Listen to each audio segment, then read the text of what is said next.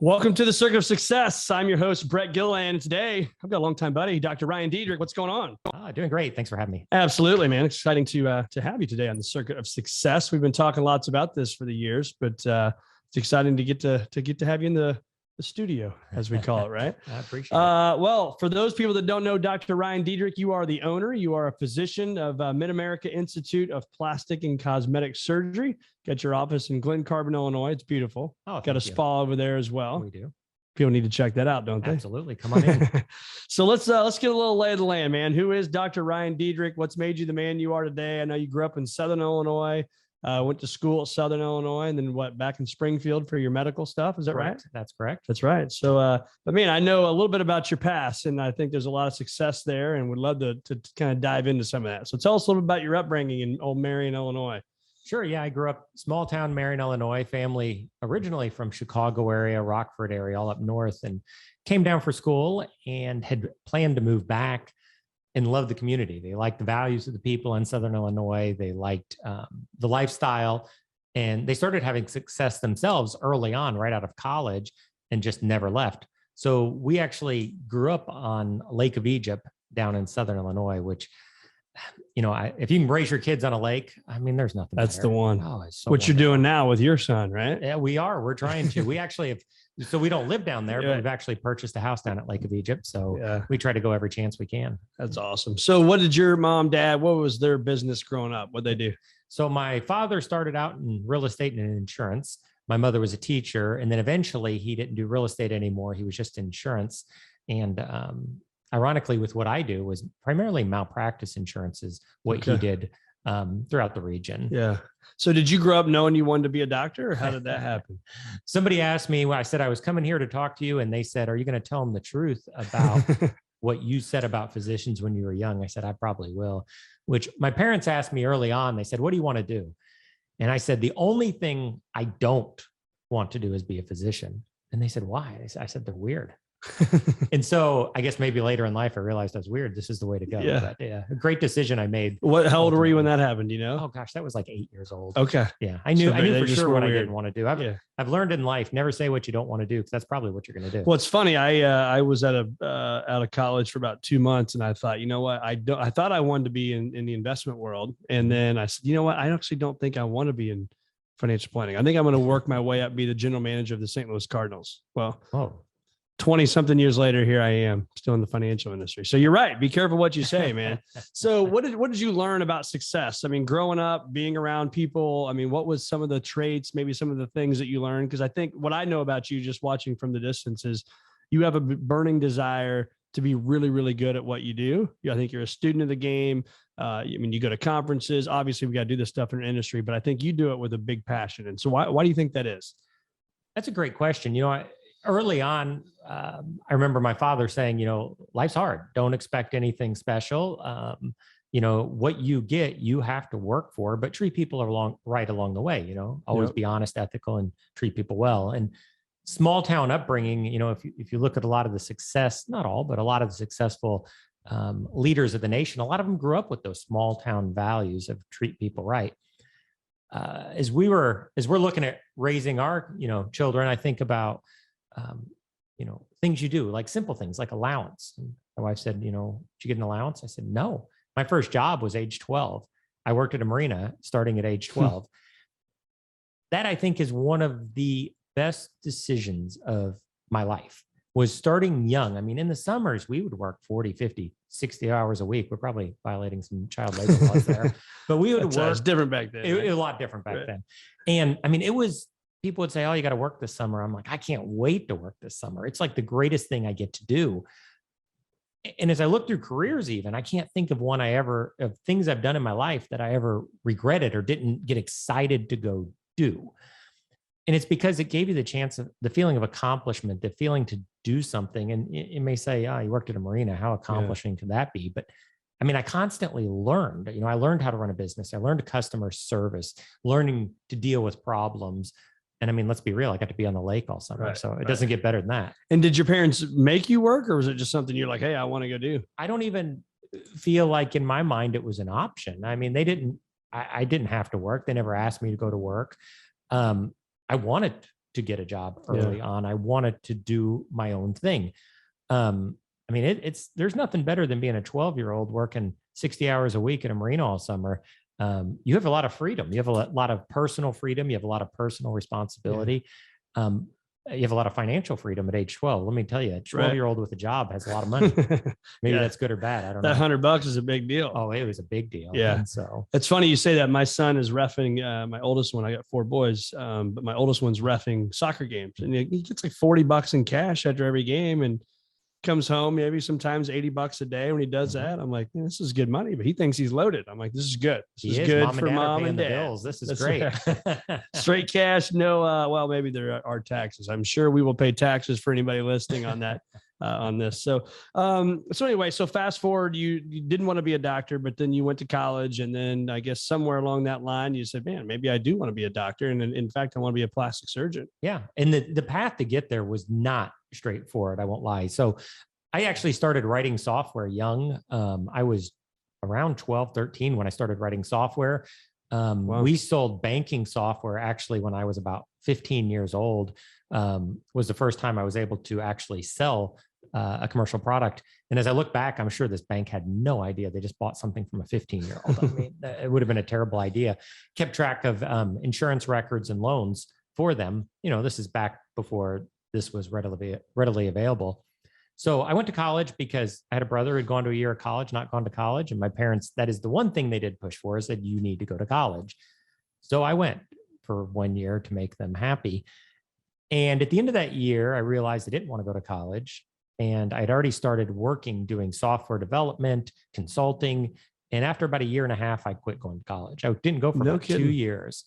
And we wrote software for a bunch of, I wrote software for a bunch of companies, wrote banking software, was involved in oversight of implementation of manufacturing systems for a big corrugated manufacturer, online shopping carts before the days of this being an easy thing to do. Okay, yeah. So in that process, though, I wrote some software for a group of physicians. And as I got around what they did, I thought, boy, I really like this. And it's not something I had ever even considered in my path. I wasn't a biology person. It just wasn't my direction. So I started investigating, and I thought, I think I like this. And you're 19, 20 at the time. Yes, I'm probably about 21, 22 at the time, that I've kind of realized, and the direction was going great I was in, but I realized I don't think this is the direction I want to go forever. Right. So it is that time I made the decision. I remember approaching my family and saying, I think I want to go to medical school.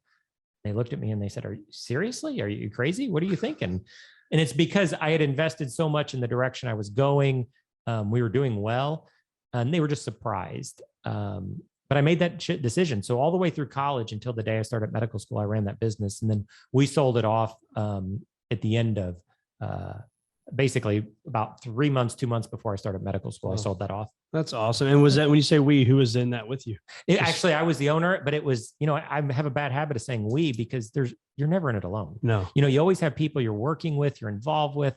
Probably one of my biggest lessons in life, again, is it's always a we. There's never an I did it all. It's the people that support you through it. Yeah, I think that's a good lesson. And being around you and the people in your company, I mean, I think that's what you do at work right now. I mean, you got how many people that work for you? We've got, we're approaching 21 right now, and we keep growing. Mm-hmm. And I think that's a lesson I've learned, is make sure you empower your people. You can't do it all yourself. And if they feel empowered, they feel ownership, I think you're just more successful as a group than an individual. Talk to that business owner right now that's listening to this, that is afraid maybe to double down on themselves or invest the money, right? I mean, you look at what you've done over the last 10 years. So congratulations. You just had a 10-year anniversary, right, for your practice and your company, and which is amazing. That seems like yesterday, but talk about that step that you took early on to say, you know what, I'm going to bet on myself. I'm going to do things in maybe a little bit different way, and I'm going to invest in myself. What was that like? It's scary. Early on, leaving a successful business to go into the unknown of not sure what's actually going to happen is pretty scary. Yeah. Can I do it? What's the outcome going to be? But I'm reminded of people who say, if you don't take a step, you're never going to get anywhere. So taking a wrong step, I believe, is better than taking no step. Yeah. So I took the step. In hindsight, it worked out great, and it was a good decision. Then we go to work, and I'm looking for where I want to be. And most of my friends are saying, I want to go to work for someone. I don't know. That's just not me. Yeah. I want to create something. I want to develop something that hasn't been done before. So started out small practice where I am. And we were just talking at the 10-year anniversary. One of the pivotal moments that was a little bit scary was when we started construction on our new facility. When I started, it was monstrous. And people in the community were like, he's crazy. There's no way he needs a place that big. And what they didn't know is I probably didn't make enough money to pay the mortgage payment on the building at the time. But I thought, I think if we, Field of Dreams here, if we build it, they will come, right? That's right. And so we started construction, we moved forward, and we're now at 5 years out. And our biggest problem right now is we should have built double as big. We don't have enough room. So we're at the same point again, pivotal point, where we're looking, what are our options? Are we going to expand? Are we going to build a new facility? And we're right on the cusp of doing that step right now. And what do you think about it back then? So 5 years ago, and I remember actually having a discussion with you, scared to death, right? Like, absolutely. I'm getting ready to do what? We don't need this much space. We're not going to fill it. We're going to have to rent some of it out and all this stuff, right? And so, but what made you still take the step to do it anyway? I knew you don't want to just sit where you are. You've got to have passion. You've got to have direction. You've got to have goals. And in my mind, what I've done always is set 20-year goals. Where do I want to be in 20 years? Now they change as time goes on and life happens, but working my way back to what are we going to do today? What's the one thing I can do today to make that happen? And I think to hit my 20-year goal, I knew working back, the one thing I needed to do that day is I needed more space. I needed more presence, and I needed to establish ourselves as something special in the community, and having the facility would be a good first step at that. Yeah. And so did you have, would you say you have mentors in your world? Like, do you have somebody you look up to, and did you talk to anybody about it? Or is this kind of a gut feeling? Obviously you had the financials and all the decisions. It wasn't like, oh, let's just go build a building. You knew what it was going to be, but did you just more follow your gut, or was there? I think it was a little bit of both. My gut told me that if we can do more, we can accomplish more. I'd seen bits and pieces from others. And then you're exactly right. I talked to people who have done similar before. Yeah. We spent a lot of times as we were moving into that larger facility before that, going to follow people to spend time with them. And I feel like I say a lot of one of my best decisions, but one of my better decisions in life was it's more of a medical thing, but it works. I think it works great in business or any industry, is I created my own, what I call traveling fellowship. When I was in training, one of the gentlemen that trained me, amazing physician, received a grant money to go travel and teach. So he would travel throughout the country and he would learn and teach. And I thought, why does that need to be something formalized? Why does that need to be grant provided? So for the last probably 7-8 years or so, I've done just that myself. About every 3 months until COVID hit, I would get up and I would travel somewhere. I'd go spend time with somebody. And my goal was to learn and teach. One, it reinvigorates you, but two, you always come out of it with more than you provided. I mean, just to see what others do, to hear others' dreams, to hear other vision. I had somebody tell me once, oh, you're creative, you come up with ideas. And I'm not really. I mean, I kind of hear what other people do. And I think, I always joke, I've never had an original thought. Everything's somebody else's vision that I incorporated and said, God, I want to do that. That's a great idea, and try to bring it together to create something better. Yeah. But what I hear though is that I agree. I mean, I've got all these great ideas, but it's from either reading books, surrounding myself with great people, a podcast, whatever it may be. But I think what I know about you and I know about others is it's the action though. Once you have that idea, and one of the circuits of the circuit of success, right, is there's attitude, there's belief, there's action that gets you the results. That action though is what you've done. So how do you do that, right? Because you can go learn at any of the best doctors or financial people, whatever, around the country, but you got to take action. So what's your game plan for that? That's a great question. I think you're right. Idea without action is a dream. Yep. And so how do you take the action? You figure out what you want, you set your goal, you work back to the steps you need, and then finally you just do it. And it's scary and it's intimidating, and you screw up a lot. Yeah. I mean, if there was ever a book of mistakes made, I could probably publish that book. I mean, I've bestseller. I've made more mistakes than I've made rights, I believe. But that's how you do it. So to sit there and not just take the leap of faith and step, the biggest mistake you can make is to not make a mistake. Yep. So you got to just go forward, do it. Yep. Yeah. And I think Tom Satterley was in here one time, big military guy for our country. And he said something like that, like basically the biggest failure is a failure to not try. Mm-hmm. Right. So if we're not going to try, that's a huge failure. Well, you're guaranteed to fail. Yeah. Right. But it's scary. And I think sometimes it's, paralysis by analysis. And so you got to take that first step, even though you don't know if that bridge is still going to be there. Right. You just got to keep stepping. You got to have faith. I always talk about belief to action. There's faith. Because we could tell you all day long, hey, how many medical people or business people have built a building and done this and done that? You just have to trust it at some point and trust your decisions, trust your intuition, trust your instincts, whatever it is.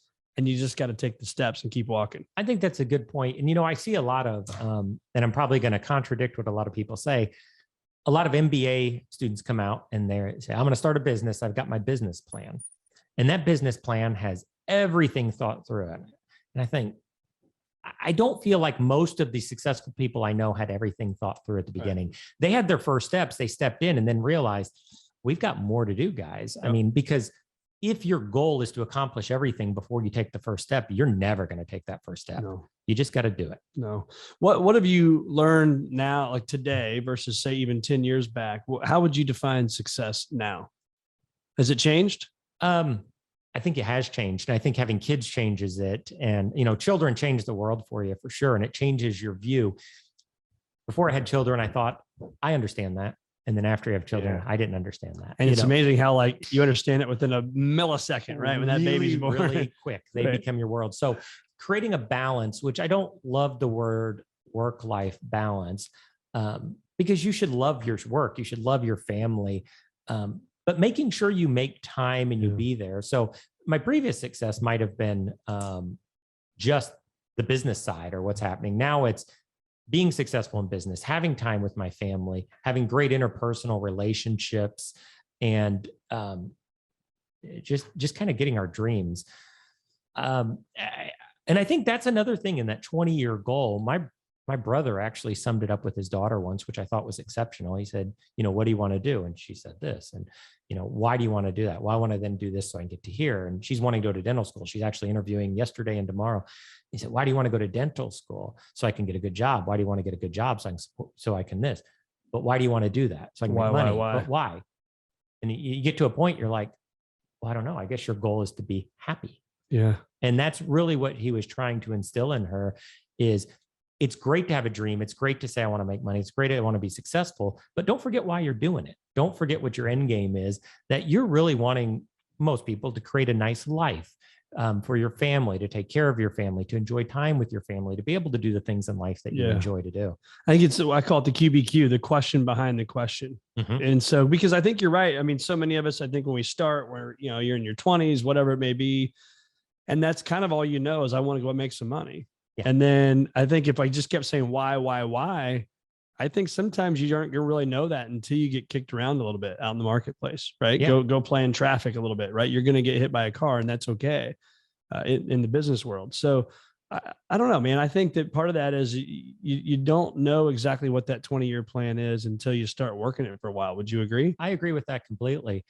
And the other great part about whatever you do, and people would say, well, medicine, it's great because we can change lives, but I think everybody changes lives. So as I look at, creating a great life with my family, but also you want to kind of leave a legacy, mm-hmm. And to me, some of the legacy is my family, some of the legacy is my employees, and some of that legacy is simply the lives we have touched. I mean, I'm so lucky that almost every week, or maybe even several times per week, I have somebody in my office crying how their life has changed for the better. Wow. And I think if people in my industry, what I do, I think it's very in your face, but I also think it's true for a financial advisor, where somebody says, oh my God, I got to retire and spend time with my grandchildren. I mean, it's the power of changing lives, both yours and your family. I think that's success. Yeah. And you're right. You're absolutely right. And I think too, is to slow down and how do you bottle that up? right? So I would ask you this question is how do you do that? How do you bottle that up? Somebody was in my office crying. I've changed their world, right? Which ultimately helped you, right, in your business. But how do you slow down in this crazy world and enjoy the journey? That is probably the thing I struggle with the most. Yeah. Somebody said, so I'm not the only one. Oh my gosh. At my office today, they said, I heard this weekend you're going to do nothing. That's your plan. I said, that's my plan. You know, we haven't had a day of nothing in so long, I can't remember. And I fully recognize about 1 to 2 hours and nothing, I'm going to be like, hey, you want to go do something? Right. You know, like it's a challenge, but I think it's okay. You know, when the days of financial planning are over and you think I want to retire into something else, I guarantee you're still going to have a mission, still have a goal, still have something, a passion you love to do. For some people, it's golf. They want to be the best golfer they can. They, you know, maybe they want their house yard to be perfect, but you still got to have passion. That's what gives you meaning in life. Yeah. What do you wish you had more time to do to follow passions? One, I love to travel. If I could travel more, it would be great. Yeah. And two, even more now than ever, spend time with family. That was when we looked at purchasing a house at the lake. That was the one thing that forces me to slow down. I'm far enough away. I could still work, but it's a little harder. Yeah. I've got family right there. We're all together and we're there for one purpose, just enjoy each other's time. So that's incredible. What's the bucket list travel right now? If I just said, here's a magic pen and paper, you can go anywhere you want. Where is it? That is one I've been seeking out lately. We have looked at everything from Maldives to Bali. We'd like to do more Europe. I actually do know what it is. We're waiting for my boy to get older. I want to do Antarctica. Oh, wow. So I love to travel. Anyone that knows me knows this. I've hit all 50 states. It's a big deal. Congrats. 2 continents to go. And so I want to hit Australia and then Antarctica. And I think Antarctica is the one that most people don't ever get to. No, that's a big deal. Yeah. So I want to do that at some point, but I think I'm going to wait till my boy's old enough. That's cool. He's how old now? Oh, he's only 8 months. We got a long way to go. Got a ways to go. Oh, yeah. Can't get enough clothes on an 8-month-old to go to Antarctica, right? Yeah, I don't think. So when you think about your life plan, so you talked about your 20-year deal and you back it up into today and what do I need to do today, which I think is great. But what does that process look like for you? Are you a guy that sits down with the journal and just kind of dreams for a while? Is it a writing out, process over a few days? I mean, what's that look like? So I used to just dream for a while, which I think is okay, but it doesn't work. I'm with you. I read a lot, learn, and people have always, there's a lot of sources that say you need to write it down, or it's more, I forget the data. It's like 60-something% more likely to happen if you write it down. And I think that's true. So I started putting it in formalized, written down. Then we have kind of a team leader group at our office, and I actually do the same thing with them. I make them talk about their professional 20-year goals. Whether it's with us or not, they are more than welcome to say it's outside of us if that's their dream. And also I make them talk about their personal 20-year goals. And so I've kind of turned this into a group effort to look at 20-year goals and where we want to be. Is that hard to do? I mean, 20 years from now? It is. I mean, and I think sorry to interrupt, but I think the other part of that is that don't be so focused on it being perfect, right? It can change. It could change tomorrow. It could change a year from now. But I think, and I don't know this, but I think the point of it is just get something on paper. I agree with you. Write it down. Yep. At least you know which way you're going, even if that road turns. Yeah. Yeah. That's the key. I think so many times I've seen with doing what we do is people want this perfect, grandiose plan, and it's not going to be perfect, grandiose plan longer. I mean, a year, 2 years, 3 years, maybe that's manageable, but that 10, 15, 20 years and beyond is really, really tough to have extreme clarity on, I think. No, I agree with you. And it changes constantly. And as I'm going through the planning stages of, thinking how I organize my life, how I make it happen, I think back to what's called the Dunning-Kruger effect. I don't know if you've ever heard of this. So the Dunning-Kruger effect is amazing. And all you have to do is get on social media to appreciate it. What they looked at was how much of an expert at something does somebody think they are versus how expert are they? And what you find is as somebody starts to learn something, they think they're incredibly brilliant. I mean, we've all been on internet and social media. There's a lot of experts out there. Oh, yeah. But as you learn more, you start to realize how ignorant of the topic you actually are. And it's actually almost impossible to ever catch that initial sense of intelligence that you have. And as I've gone through this, I started out thinking, I think I've got this figured out. And I realize now how ignorant I am. But I think that ignorant place is a good thing, because that's what gives you passion to learn more and to get better. And I'm constantly looking at the ways, okay, how can I accomplish more in the day? How can I get better at what I'm doing? Yeah. How to serve more people with the best possible client satisfaction, right? Absolutely. Yeah. What it's kind of like the Matthew McConaughey Oscar speech. I don't know if you've ever seen that or not. It's worth YouTubing. Matthew McConaughey Oscar speech. He talks about the person he's always chasing. And that person is always him 10, 15, 20 years from now. And it made me think of that when you talked about what you just said about kind of what is that thing, right? I think it's chasing your best self. Yes. Right. And would you say you're constantly doing that? What's that look like? Constantly chasing your best self. Matthew McConaughey, I know you've read Green Lights. Oh, yeah. It's such a good book. It's Phenomenal. not the book I ever thought I would read. Right. I think we were texting about that, right? We were. Read it. I'm like, he's like, what? Yeah, I would have never thought I'd read that book, but really good, because you're right. You're constantly chasing the best version of yourself you can be. This goes all the way back to the beginning of, I didn't want to go to college. So I went because it was a necessary requirement. So somebody may listen to that and say, oh, he doesn't like to learn. I think formalized education's okay. It's fine. I think the real secret, the danger of formalized education is you come out and you think you're there. No, you just started the journey. You got to learn constantly. I think that's the secret to life, is you should spend every day of your life, whatever your craft is, getting better, learning about your personal self. How can you be a better person? How can you be better to your family? How can you be better to your friends? I followed a lot of your lead on that, actually, as far as reading. I know I believe you set personal goals for reading. Yeah. And I've done the same. And it's amazing. You don't always agree with everything you read, but the compilation of the data you start to analyze, it's amazing how it can change your life. Well, it is. I mean, you think about the math. If we read some ideals 10 pages a day, right? And so if I can do that without fail, that's around 22 to 25 business books a year. Mm-hmm. Okay. I mean, you look around here, right? It's all you see is books. And so 25 a year, let's call it, for easy math. 4 years from now, I've read 100 books, right? If I've read 100 and you've read 0 or 2, who's got a better chance of winning? Right. And if you just picked up one useful fact from every book, just one, you're infinitely better than the person behind you. Absolutely. And I think too, I mean, I say this in a lot of my public talks that I give, is that if out of this 50 minutes, if you can have 30 seconds where you get something, that's a victory. Because I used to go into speeches like, oh, I want all 50 minutes to be good and I want to learn something. And it's like, no. In my mind, that's the wrong mindset. If I can take one nugget from that book, that's all I need. When I travel and I go see others, what I tell people, that's my goal, is to walk back with 1 to 3 things.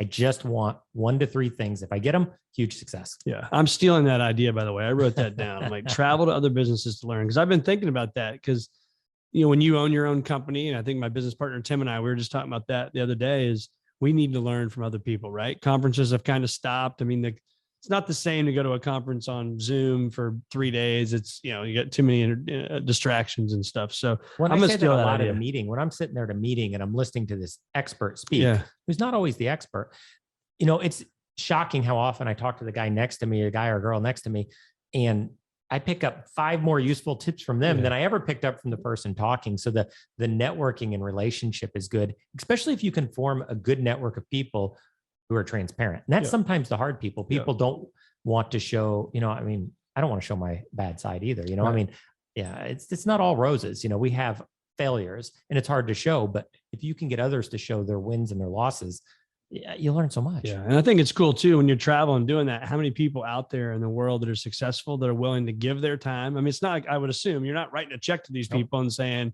hey, here's a couple $1,000. Let me come bother you for a few hours today. Nope. They're just letting me come hang out for a couple days and see what we see. It's amazing. Sometimes I buy them dinner. And that's about all we got in it. Which is even better. So let's talk about fears. Almost every show I ask this question, and people probably get tired of me hearing me say every time I ask that question, but I'll ask it again. The fear question of how many fears that you've put in your mind over your career. Okay. How many fears you've put in your mind over your career, but actually blown up to the magnitude you put them in your mind to be? Sounds like a Dr. Jason Selk question right here to me. It's very few. You're exactly right. Very few. If you ask my wife right now today, what is my biggest fear? She could answer it without even, batting an eye, failure. And the reality is, if we're already here, we've already succeeded. We've already done well. Life is good. And so that fear. Well, you're on the circuits of success, not the circuit of failure, right? Well, to get on the circuit of success, you have to do the circuit of circus. Actually, The circus. That's right. That's what my cousin calls it. The circus. That's funny. But yeah, I think you're right. But I also think that you're right on the side of failure as well, right? I mean, so here you are. At what point? Is it 10 years? Is it 20 years? Is it 30? At what point will you decide failure is not a fear anymore? That's a tough question because I still have it.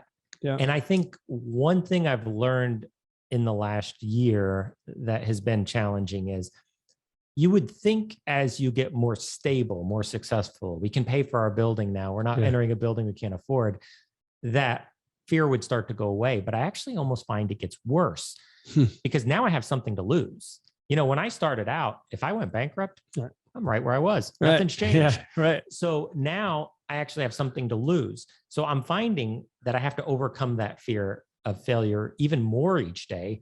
As we were looking at expansion and stuff, I started to have those thoughts in my mind of, well, what if? And that's exactly what I had to do. I tried to do that 60 seconds, knock it out of your mind, think about what could happen, but remember what could happen. Right. It's the exact same question, the opposite direction. Yeah.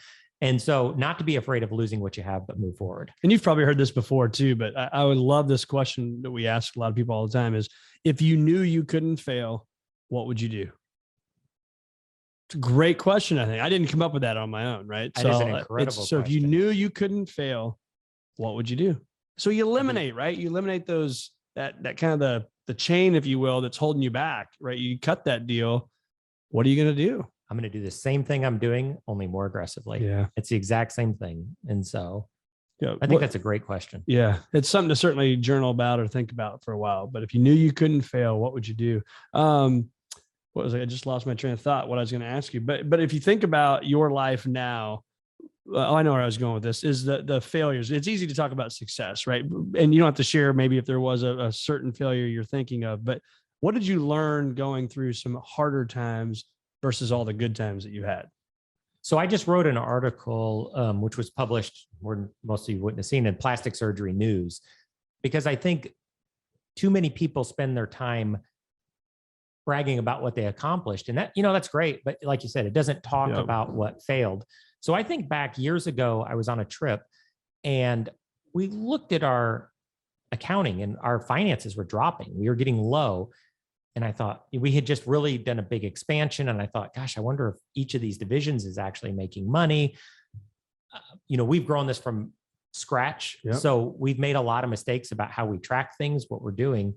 And so I remember being on vacation saying, I don't know, we may be going under. And I just didn't realize it until now. That was horrible. The gut feeling, it was just terrible. And it's ruining this vacation, this beautiful, wonderful vacation. Because in the back of my mind, this is all I can think about is, are we going broke? Our cash is falling fast. So like most good things come out of horrible times. I've heard successful business people say the best moment of their life was right after they thought it was the worst. Yeah. It led to us tracking everything in our office. So I went back, sat down with kind of our team leader, our core group, and said, all right, we need to know what's happening here. We're not watching. We don't have our eye on the ball well enough. So what do we need to track? And we started making lists. What would we like to know? What's going to put us in a very good spot? What's going to give best patient care, customer satisfaction? What's going to give us the best position for the future? And we came up with our list of metrics, which is really our benchmarks for our business and our success. To this day, it's probably excessive. I mean, we're approaching 100 to 200 metrics that we track every single month of everything. Fast forward, turns out we're just in a cash flow issue. We were actually doing better than ever. There's a couple little things that were keeping cash out. 2 months later, I said, wow, this is amazing. Had I had those metrics, the first thing is I wouldn't have ruined a vacation. I didn't ruin it. I still had fun, but it wasn't the same. My mind was busy elsewhere. It was busy with work. But the amazing thing that came out of that failure is we know where we are. When something's changing, when something doesn't look right, it sticks out like a sore thumb on those metrics. Yeah, something's going on here in my technology. Sorry. So, I mean, I think that is amazing to think too, is that like you just said, coming out of the storm, right? But I think the biggest thing we have to have sometime is an open mind to know that we are failing, and that's okay. Mm-hmm. Would you agree? Oh, I absolutely agree with that. And it's okay to talk about it. Yeah. Which a lot of people don't want to. Yeah, right. No, you're exactly right. So what books would you share with our listeners that would be, hey, if you were going to start a little book collection here and pick up some reading, any 1, 2, 3 books you'd recommend? Gosh. Anything from Traction to that's a good book. I really like Relentless Solution Focus. Yep. I think that's a great book. Jason Selk. Yeah, Jason Selk, which is good. Lee Cockrell, I read a lot of his books, which I think are really good. Yeah. He was on the podcast. Yeah, I saw that too. Yeah. I saw. It's interesting. I looked at your list. A lot of those are the books I love, which is a wonderful thing. Right. I think it's start a book, ask your friends, ask successful friends. What do you read? What do you look at?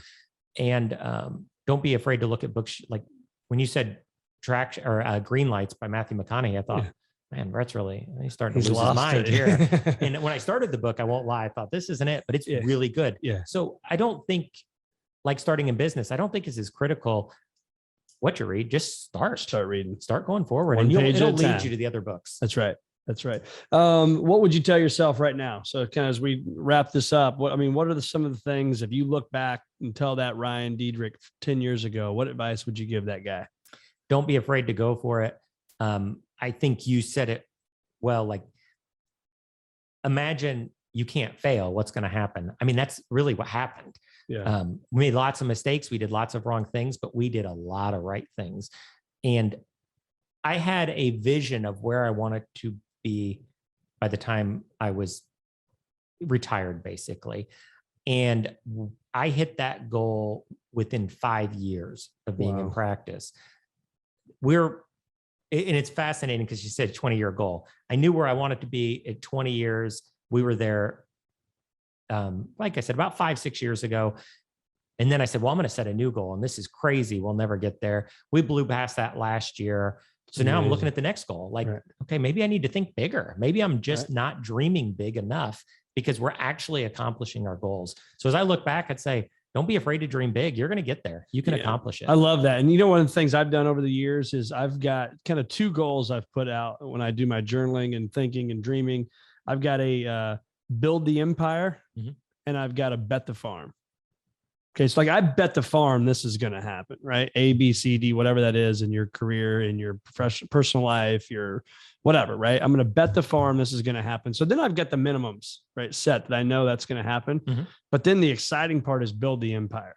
That's forget everything, burn the ships. There's no plan B. Like this is that, what if you're going to do it and you knew you wouldn't fail type thing. And I have found that's been very helpful. So not necessarily advice for you, but just for people that are listening, if they like to do that goal planning, I've really enjoyed that because then you can dream big and think big, because I think if you just do one thing, you're like, oh, I'm kind of being crazy. This is too far. This is too wild.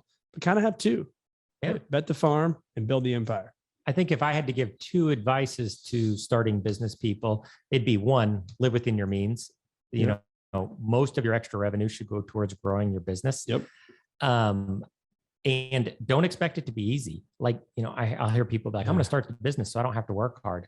I can tell you, I'm the first one in, the last one out of my office every single day almost. Yeah. And so it isn't going to be easy, but it's going to be rewarding. That's right. I love it. Where do our listeners find more of Dr. Ryan Diederich? Where do we find you? Our website, MidAmerica Plastic Surgery. We're on Facebook, Instagram. I think we're on TikTok now. We're everywhere. Look out. MidAmerica Plastic Surgery or the spot MidAmerica. We're there. Come look us up. Awesome, man. It's been great having you, Ryan. Enjoy it. Love watching your success and your team as it's grown from just you and a few people to, what'd you say, 21 people now? We're 21 and growing fast. It's amazing, man. Well, hats off to you. Congrats on 10 years. It's been fun having you. Appreciate it.